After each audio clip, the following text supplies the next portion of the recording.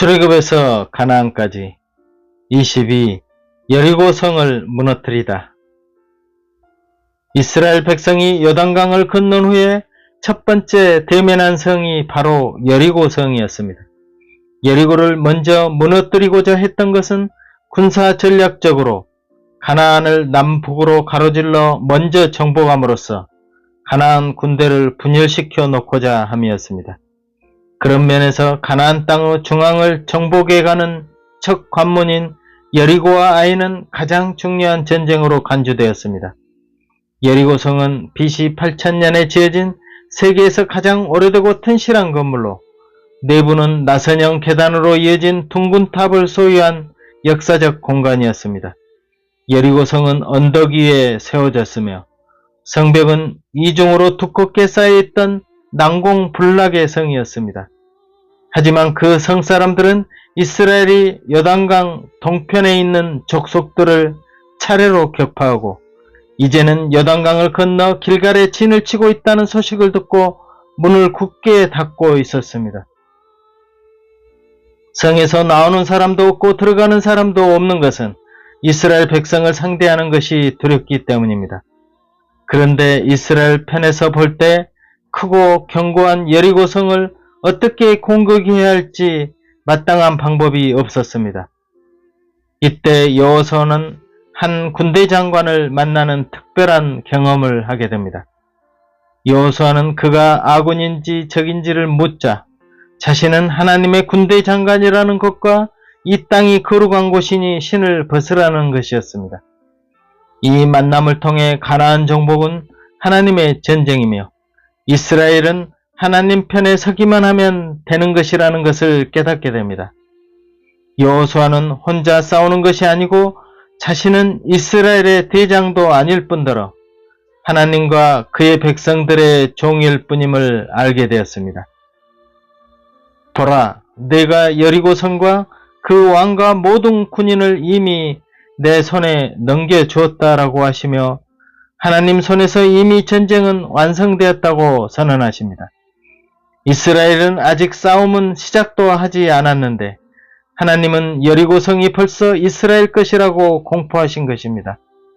이 선언은 이 전쟁이 이미 이긴 싸움이고 동시에 그 승리의 근원이 어디에 있는지 분명히 보여줍니다. 가나안 정복은 이스라엘 백성이 자기들의 힘으로 땅을 넓혀가는 싸움이 아니라 하나님의 크신 뜻을 이루는 거룩한 전쟁입니다. 하나님께서 승리를 보장해 주셨지만 그렇다고 이스라엘이 가만 있어도 저절로 이긴다는 것은 아닙니다. 하나님의 섭리는 이에 따른 믿음과 순종이 뒷받침되어야 열매를 맺습니다. 하나님께서 여호수아에게 구체적인 작전 지시를 내리십니다. 모든 군사는 하루에 한 번씩 성 주위를 돌고 마지막 7째 날에 7번 돌고 나면 제사장의 나팔과 함께 큰 소리로 외치라고 말씀하십니다. 그러면서 행진 대형을 일러주십니다.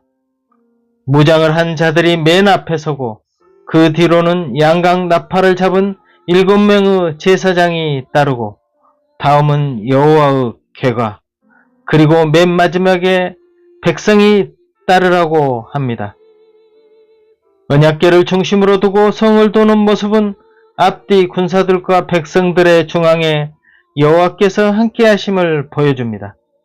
하나님의 능력으로 요단강을 건넌 것처럼 하나님의 능력으로 여리고를 정복할 것을 암시합니다. 특이한 점은 백성이 여리고를 도는 동안 잠잠하라는 것입니다. 여호수아 10장 10절에 외치지 말며 너희 음성을 들리게 하지 말며 너희 입에서 아무 말도 내지 말라. 그리하다가 내가 너희에게 명하여 외치라 하는 날에 외칠지니라며 침묵할 것을 3번이나 반복하십니다.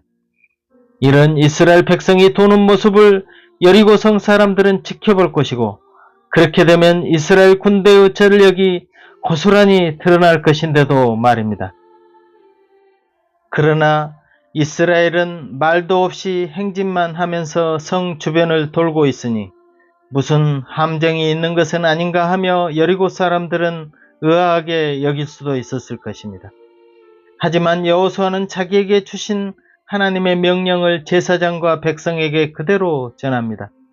광야 생활을 통하여 이 세대가 깨달은 교훈은 광야에서 마실 물이나 먹을 양식이 없다고 죽지는 않는다. 그러나 하나님을 제대로 믿지 않고 하나님의 말씀대로 순종하지 않을 때는 죽는다는 것이었습니다. 그들은 이 작전이 너무 무모한다든지 위험하니까 다시 작전을 세워보자고 하지 않았습니다. 그들은 도리어 아침 일찍 일어나 하나님의 명령대로 여리고성을 한 바퀴 돌았습니다. 아무 일도 벌어지지 않았습니다. 진영으로 돌아와 쉬었습니다. 둘째 날 또다시 한 바퀴 돌았습니다. 그리고 여섯 동안 여리고성을 반복해서 돌기만 하는 무의미한 행동만 되풀이할 뿐이었습니다. 이는 하나님의 전쟁을 수행하는 데는 온전한 순종이 얼마나 중요한지를 엿볼 수 있습니다. 여리고성에는 여전히 아무런 변화가 감지되지 않았습니다. 이스라엘 백성은 오직 입을 다물고 성 주위를 돌기에 나팔 소리와 그들의 발걸음 소리만 들릴 뿐이었습니다. 어쩌면 그 나팔 소리는 그들 가운데 하나님이 거하신다는 사실을 알려주며 그분을 향한 믿음을 더욱 견고하게 자리잡게 하였을지 모릅니다. 그들의 눈은 여호와의 궤, 그들의 귀는 양강 나팔 소리에 집중하며 성을 돌았기 때문입니다. 하나님은 7일째 7바퀴를 돌고 7명의 나팔수들이 나팔을 불 때 온 이스라엘 백성들에게 외치라고 하셨습니다. 이는 군사 전략적으로나 논리적으로 칼과 창을 앞세워 싸우는 이치와 전혀 맞지 않는 어리석은 행동이었으나 어떤 명령이든 이스라엘 백성은 말씀대로 준행하였습니다.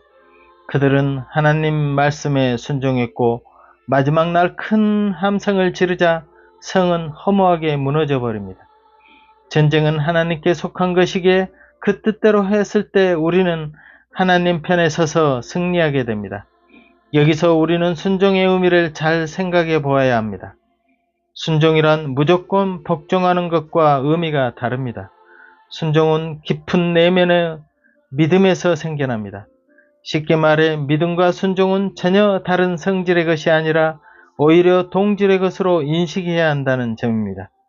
그렇다면 하나님 말씀에 순종하기 위해서는 신약적 의미에서 내면에 어떤 변화가 일어나야 할까요?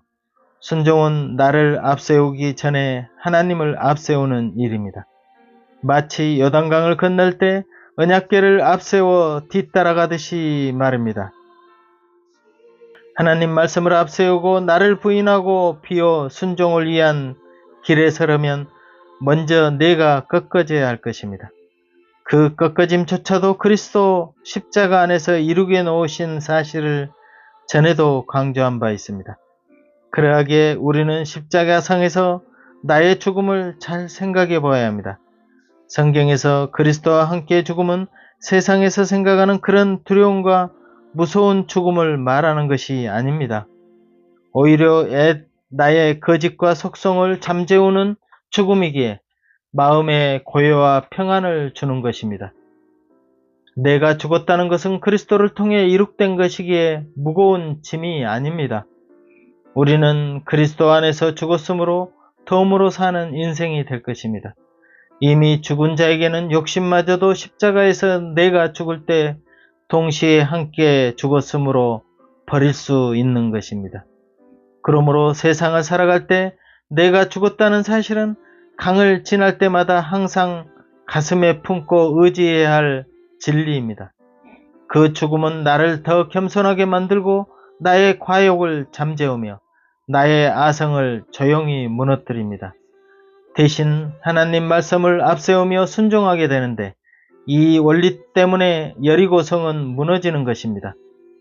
우뚝 선 여리고성의 상징이 곧 나라면 나는 제일 먼저 나를 무너뜨려야 승리할 수 있다고 생각됩니다. 내가 비록 아무리 잘났고 뛰어나다 하더라도 그 아성을 무너뜨리는 일은 하나님만이 하실 수 있는 기적입니다. 누가 여리고성을 무너뜨렸습니까? 순전히 하나님 능력의 역사이십니다. 하나님 말씀에 순응하면 언제나 하나님의 능력이 나타날 것입니다. 가나안 정복 전쟁 동안 이스라엘 백성은 나의 능력이 아닌 하나님의 능력을 체험하는 길이었습니다. 그래서 여리고 전투의 핵심은 온전한 순종의 결과라는 것을 보여주는 사건이 됩니다. 하나님 전쟁의 특징은 군사의 수나 무장에 달린 것이 아니라 얼마나 하나님을 의지하는가에 달려 있습니다. 이스라엘 그 행렬의 중심에는 언약궤가 있었듯이 하나님은 항상 이스라엘과 함께 하십니다. 이것은 하나님께서 명령만 하시고 가만히 계시는 분이 아니라 그 명령을 순종하는 사람들과 함께 싸우시는 분임을 잘 보여줍니다. 즉 하나님은 이스라엘 백성이 여리고 성을 돌 때 그들과 함께 성을 도셨습니다. 여리고 성을 돌았던 이스라엘의 그 행진 모습은 바로 우리의 삶의 모습이어야 합니다. 하나님의 명령을 따라 순종하며 항상 하나님을 중심에 모시고 살아가면 승리를 경험할 수 있습니다. 오늘날 역시 예수 그리스도가 주인 되신 주님은 세상 끝날까지 우리와 함께 하시겠다고 약속하셨습니다. 주님이 언제나 우리의 중심에 계셔야 하고 우리는 겸손하게 그 말씀대로 믿고 따르다 보면 그분이 원하시는 열매를 거둘 수 있을 것입니다. 믿음장인 히브리서 11장에서도 여리고성 함락을 순종의 내면인 믿음으로 언급하였습니다. 믿음으로 7일 동안 여리고를 두루다님에 성이 무너졌으며 히브리서 11장 30절 이스라엘 백성들은 7일 동안 여리고성을 아무 생각 없이 돌지 않고 믿음의 순종으로 돌았습니다. 그들은 돌면서 하나님의 임재와 능력을 경험했습니다. 우리의 삶의 현장에는 문제가 많습니다. 얽매이기 쉬운 모든 죄의 짐을 벗어버리고 믿음의 주요 온전케 하시는 주님께 시선을 고정하며 나아가야 합니다. 그럴 때도 우리는 의문이나 의심 또는 두려움을 가질지 모르지만 여전히 하나님의 은혜로 나아가고 계속해서 하나님은 사랑이시며 모든 것을 다스리시고 항상 우리를 위하여 일하신다는 것을 믿는 믿음이 충만해야 합니다. 히브리서 11장 6절에 믿음이 없이는 기쁘시게 못하나니 하나님께 나아가는 자는 반드시 그가 계신 것과 또한 그가 자기를 찾는 자들에게 상 주시는 이심을 믿어야 할지니라. 영적인 전쟁에서 이기는 비결은 하나님과 얼마나 올바른 관계를 맺고 순종하느냐에 달려 있습니다. 여리고 성을 7번째 돌았을 때 무너진 것은 완벽하게 하나님을 의존하였을 때였습니다. 이는 끝까지 하나님만 믿고 신뢰하며 나아가는 일입니다. 그러하기에 우리는 믿고 순종하며 기다리는 마음 자세가 필요합니다. 7바퀴도 돌기도 전 원하는 것이 되지 않는다고 소리 크게 지르며 붙잡고만 늘어지는 어린 신앙이 되어서는 안 될 것입니다. 이런 훈련은 40년 동안 광야에서 겪은 것만으로 충분합니다. 우리가 기억해야 할 것은 믿고 의지한다면 하나님께서는 때가 되면 우리에게 승리의 체험을 주신다는 사실입니다. 우리의 한계를 인정하고 하나님께 끝까지 나를 내맡겼을 때 하나님은 일하기 시작합니다. 물이 끓는데도 100도가 될 때부터라는 임계점이 있습니다. 하나님은 여리고를 맡으실 뿐 아니라 무너지게도 하시는 분이십니다. 하나님께 맡긴 것은 하나님께서 해결하십니다. 그러므로 하나님이 쓰시는 일꾼이 되기 위해서는 불신앙과 불순종의 뿌리인 나를 먼저 내려놓는 일부터 십자가 안에서 이루어져야 합니다. 우리의 싸우는 것은 바로 여리고성처럼 견고한 진을 파하는 일이기 때문입니다. 모든 이론을 파하고 하나님을 대적하는 높아진 교만을 파하고 모든 생각을 사로잡아 그리스도에게 복종케 하는 역사가 우리 눈앞에 펼쳐질 것입니다. 그리스도 안에서 나의 여리고성이 무너지면서 동시에 저그 견고한 여리고성도 무너짐을 보게 될 것이니까요. 이는 곧 모든 것이 하나님의 역사였다는 사실을 분명 눈으로 보아 알게 될 것입니다. 감사 찬양을 하나님께 올려 드립시다. 아멘. 박 작가의 하늘가락지에서는 출애굽에서 가나안까지를 주제로 계속 이어가겠습니다. 감사합니다.